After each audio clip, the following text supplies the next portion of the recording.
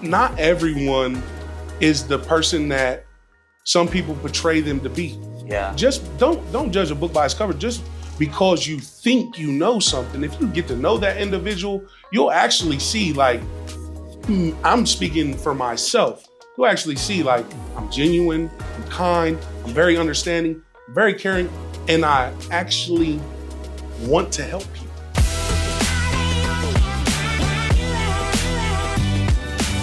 Hey, what's going on, everyone? My name is Jared with the marketing team, and we are back with a very special Off the Clock podcast. And I'm personally really excited about this one. I've been bugging Rich Rodgers for probably the last 3 months to hop in the chair. He'll see me recording the production in the back warehouse. I'm like, when are we going to get you on? Yeah, hello. And you're no offense to any of the other plumbers, but Rich, you're one of my favorites here. And I definitely appreciate it. Yeah, you have such sure. a great heart, personality, and it just makes sense that you're here today. So how are you, man? How's your morning going? I'm great. My morning's going great. I'm here. Yeah, it's a Thursday. It's pretty dreary and rainy, but yesterday I worked a pretty long day, so okay. Yeah, but I'm here. What job did you have yesterday? So we did some main stack replacement for some drain lines. You said you were using the jackhammer in the house? That was a couple of days ago, okay. And that was an experience. Okay. What was one thing that was memorable about that job specifically? Well, so I had never used a jackhammer before. Okay. So I was like, what is this thing going to do? I'm expecting to get, but no. So it was just busting up the floor and then removing all the debris out of there. And so it wasn't like a cartoon, like a Looney Tunes cartoon. Oh, no. I thought it was going to be. Yeah. It wasn't so bad. That's awesome. So, Rich, we kind of briefly talked before this podcast. You live on the east side right now, near the Whitehall area. I'm pretty close to there as well. And I just got to ask, have you ever been to Los Guachos? No. Oh, man. So you got to check out Los Guachos. It's right near Livingston, kind of near Rush's Bakery. Okay. Which is a staple in the area as well. But it's just some of the best al pastor tacos ever if you do like tacos. Yeah, I definitely like tacos. Cool. Sure. What are some other kind of food spots you're into? We were just talking about Goody Boys downtown on High Street. But you said they kind of modernized it. I remember the Goody Boys from when I was a kid back in the day, and it was like a mom and pop joint. And that was the whole marketing of it, because it used to be right across from Scully's and that record store. Right. And it was the one independent mom and pop shop in the short north. That was still up and running and thriving. Sure. When you told me they moved, I was like, oh, really? It's it's actually like a nightclub now. I'm not even joking. There's modernized bar and there's a dance floor. And disco ball. Yeah, disco balls. I was like, what is this? Oh, man. Well, Rich, we're really excited to have you, and we can kind of get right into it. So obviously you're on the plumbing team here at 5 Star. Can you share a little bit about your journey, how you got into the trades in general, and how you ended up here at 5 Star? So I'm a second chance worker. I didn't make the best of decisions growing up. And then once I ended up having my kids, I decided to make a change in my life for the better. Mm-hmm.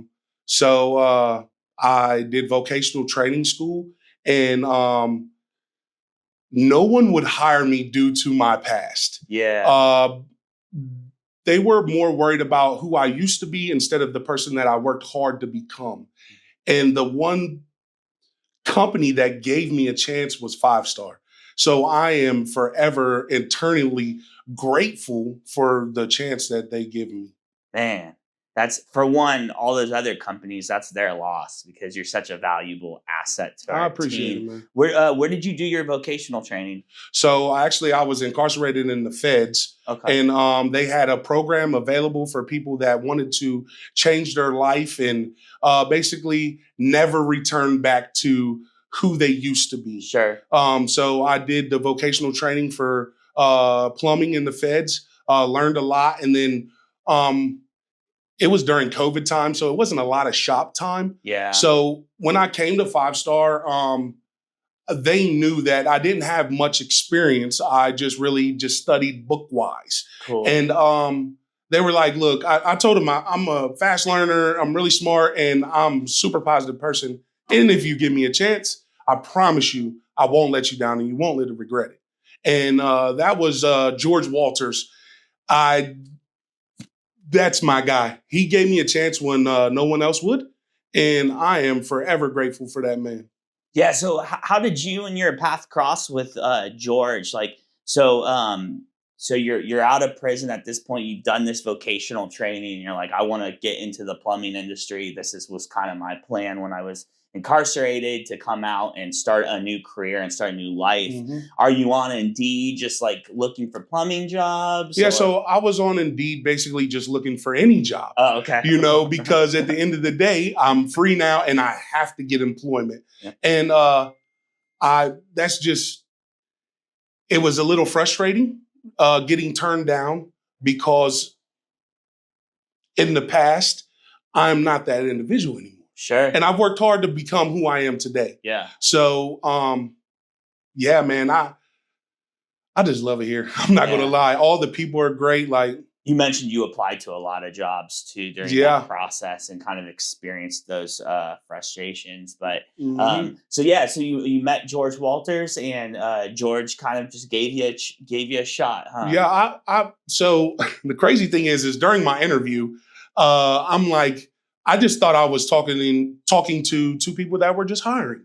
It turned out it was Rich, head of HR, and George, the plumbing manager at the time. And I'm just like, oh, I'm glad you guys told me at the end. Yeah. And they're like, man, dude, you'll fit in great here. And I cannot be happier.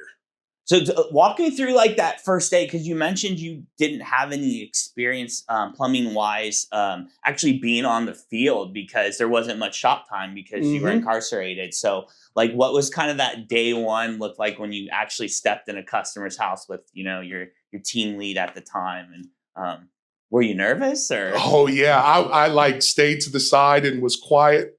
And the customer's trying to talk to me. I'm a big guy, so they're like, "Hey, geez, you're tall," and I'm like, "Yeah, how you doing today? I'm Richard." How tall are you, Rich? I'm 6'7". Might be a little quarter in there somewhere, yeah. But yeah. So it was all the emotions at once. I was nervous, excited, happy. Like, man, I'm here. Yeah, that's. Yeah, I'm sure. You are tall, so like obviously, I think that's like the cliche question. Like, did you play basketball? Did you play sports and whatnot too? But on top of that, it's like your personality is very big too, and like you have like a good energy to you. So of course, people are gonna gravitate towards talking to you. And I could just see you in the house being like, I'm just trying to pay attention and like, and that's the thing. So I didn't have much experience, but if you want something, you're going to pay attention and soak up everything that is presented to you. Yeah. And you're getting paid to learn, basically. Yeah. So how can you lose? And I mean, 5 Stars are a great company in the sense of investing in our employees too and stuff. So there is a lot of on-hands training when it comes to leadership and the people that are under them too. And I think your relationship with George and him being a mentor to you is a perfect example of that and why this culture thrives. Absolutely. It's one of those things where don't judge a book by its cover, because you might see me walking down the street and you're like, oh my goodness, this big old dude. Yeah. But then when I talk, hey, how you doing? Everybody's like, man, you're a teddy bear, aren't you? Yeah, George, he is a great person. And he made sure that if I didn't know something, the next job would be what I don't know. So I would be able to go and learn, and if there was no jobs for that, for me to go with that person or they called off or something, he would take me with him out to do his running and all that. We actually met the mayor in Rushville. Oh, cool. Yeah. I don't even know where Rushville is, but that's awesome. Me neither. Yeah. I'm not going to lie. You've never been to Rushville before? Well, not until then. But yes, I went there and we met the mayor. So as far as, developing your skills as a plumber, then would you say that being on the field and being hands-on, you got to expedite that knowledge way more than ever being in books? Yeah. Well, So yeah. hands-on experience is different. Some people learn differently. Sure. Okay. So when you read about something, you just have general knowledge of what you read. But then to actually put things into perspective, seeing it done and asking questions, hey, why did you do that? What's going on here? And then it's always best when you have someone that doesn't mind teaching you. Yeah. Yeah. Eric in marketing, who's the marketing manager, he always kind of discusses like ways to learn and ways to expedite the process of developing your skill set, and the importance of having a mentor, an actual hands-on mentor that has done the blueprint that you're trying to follow. Lots of experience. Lots of experience. And it's like we try to make it so hard on ourselves to like go rogue or be on our own, and just not realizing like, hey, community and mentorship is important, because if you want to learn something, someone's already done it. Someone already knows it. It's this, it's not. That's one of the things I love about, like, we're all in a chat, our whole plumbing department is, and we're always, if you don't know something, put it in the chat and ask, or call certain people that has more experience. And being able to do that is great, because it is still some things that I do not know. But knowing a plumbing system, because I have had the training through George, a couple other guys that are no longer with us here, but were great mentors as well. It put things in perspective, and you're going to learn. You're going to pick up on things. It's not going to be overnight. I worked really hard, and the things that I didn't understand, I looked it up and watched the install. So then, I see my schedule. I'm coming tomorrow prepared. Wait, so you're telling me there's a platform online where you can watch videos of how jobs are done? Absolutely. Yeah. That's sarcastic here. We're on it right now. It's called YouTube, folks. It's called YouTube. That's so. Rich, you mentioned earlier that you are a second chance employee, and I know that comes with its own kind of hardships and difficulties, not just being out of prison, like you mentioned, and finding a job, but I'm sure leading up to the point where you were incarcerated and you did get locked up. So could you tell us more about some of those hardships you've experienced in your life and past? So I grew up with a single mom. She did the best she could. So things were difficult when I was a kid, and I didn't always make the right choices. But the hardships that I was dealing with when I came home was people judging a book by its cover. Mm. Give people a chance to prove theirself, because not everyone is the person that some people portray them to be. Yeah. Just don't judge a book by its cover. Just because you think you know something, if you get to know that individual, you'll actually see, like, I'm speaking for myself. You'll actually see, like, I'm genuine, I'm kind, I'm very understanding, I'm very caring, and I actually want to help people. Yeah. Even sometimes I need help. 5 stars help me tremendously. Mm-hmm. But without 5 stars help and guidance, I would not be able to do the things that I'm able to do now. Take care of my kids, pay my bills, Sure. And just the interaction with even you. You know what I'm saying? Yeah. What's going on? What shoes you got on? Every time I see him, me and Rich talk a lot about shoes and clothing when we. That's because every time I see him, come on, man, them things gonna turn into a transformer. Yeah, that's funny, bro. But no, absolutely right on that. It's just about not judging a book by its cover, and understanding it's like everyone's got a past, and nobody is perfect. We all are, circumstance of our own sin. So to, put somebody on like some type of pedestal, like they are perfect and they have never messed up, that's not realistic. We all have made mistakes. Mm-hmm. And it's what you do after Sure. you've made your mistake. And some people don't want to change, and that's fine for them. But for me, change was necessary and it was mandatory.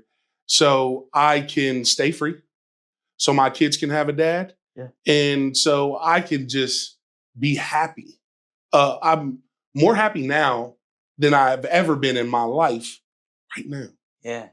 Forgiveness is a very powerful thing too. And I mean, I haven't shared much about myself, but I come from a background of addiction and recovery as well. So I'm 3.5 years sober, and yeah, Congratulations, thanks, my guy. brother. Proud of you, man. And I look at my life and the people that I've hurt, Mhm. physically, mentally, just like being the type of person I used to be, and now seeing myself now, and not just asking for forgiveness from those people. And that's not forced. Some people don't have to forgive me for my Mhm. actions. I understand that, But but you have to forgive forgive yourself. myself, yes. Yep. And And that was one of the biggest challenges that I dealt with sure.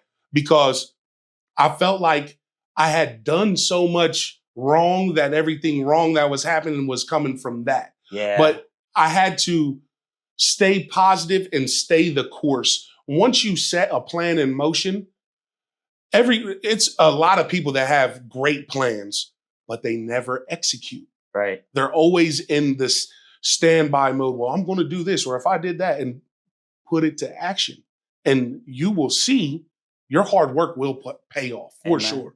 Yeah, that was a big part that I was always struggling with too. It's because going through the steps and going through recovery, it's like I made my list and inventory of people that I need to now ask for forgiveness and apologize, but it was still never like, Jared, are you truly, do you forgive yourself for the man you used to be? And it became at a point where then I became a Christian, and I started reading the Gospels and reading the book of Matthew, and hearing Jesus talk about the importance of forgiveness for yourself, and that the Lord's not going to forgive you if you don't forgive yourself and forgive Hmm. others. And that was really powerful to know, like, man, God's forgiven me for my past and sin. So why can Hmm. I not forgive myself? Yeah, sometimes it's just a mental barrier that you have to break through yourself, and that's where you get to get out your own way. Yeah, get out your own way. Yeah, Yep. because at the end of the day, the only person that is stopping you from doing the things that you need to do or want to do and accomplish in life is yourself. Man, Rich, you're a true testament of that saying, actually. And I just, so how long have you been out? In February, it'll be 2 years. Okay, so 2 years. I know you just recently had a baby as well, so you're a dad. And what are some of your hopes and ambitions? Just being out in the free world, and having these new trades and skills and careers. I mean, you're ready to just take the world by storm. Yeah, man. So um, so before all of this, even before I was incarcerated, everything, I used to wake up literally scared because of the unknown. Yeah. And so now I'm generally happy in life, and seeing my son and daughter being happy because I'm around and can actually do things for them, take them place. That goes a long way, and it just, yeah, big old heart, Yeah. And Yeah. so I just I'm so grateful and Mm. thankful that 5 Star was put in my life. Amen. I really am. That's awesome. Practicing gratitude is very important. That's an important discipline. I think we all can, practice, because when you're grateful for something, you realize what you have is more than enough. And Mhm. dude, we are all very blessed, like in our own way. And yeah, so that's great to hear. So if you could share one piece of advice with the team, we got the whole company watching right now. We do have our core values, and I think relentless really describes you, Rich. So if you can kind of give us just a piece of advice or inspiration of your relentlessness in life, what would that be? Don't give up. Some days are going to be worse than others. Some days are going to be better. But if you keep the same mindset and keep your eye on the goal, if you would, Yeah. eye on the prize, you'll make it. Yeah. You just, nothing is ever going to be perfect. It's always going to be bumps and bruises, and you might have to turn left and fake right. But at the end of the day, the end goal is the end zone, Yep. if you would, and I feel like 5 stars is my end zone. I literally, this place is awesome. Like when you walk in the morning, you can feel the energy from people that are just happy in life. Hey, good morning, Richard. How you doing? And I'm just like, man, this is awesome. This is it's a big difference from what I'm used to. And I don't want to lose that, Yeah. So this is just I'm beyond happy. Yeah.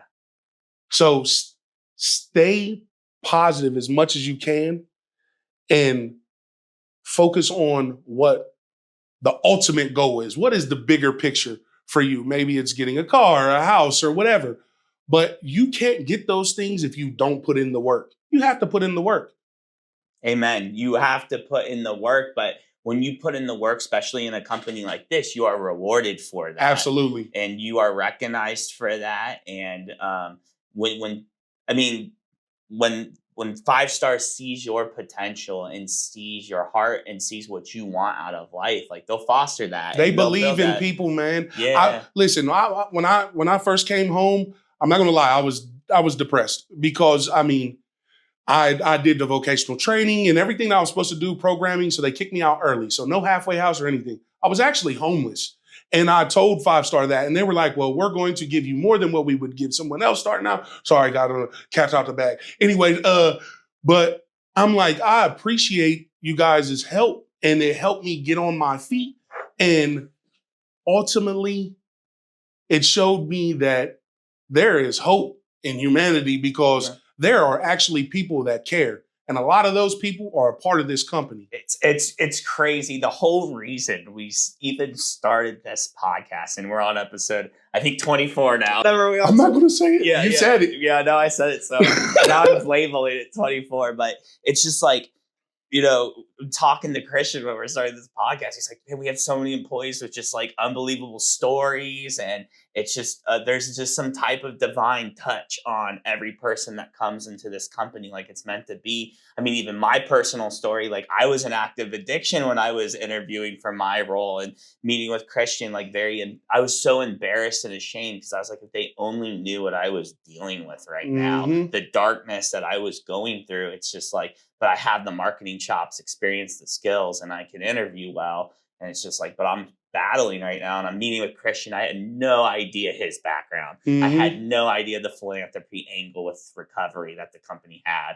I was just interviewing for a job. It's amazing. And then all of a sudden I get this job and, I'm struggling still and my life's in the background personally is falling apart.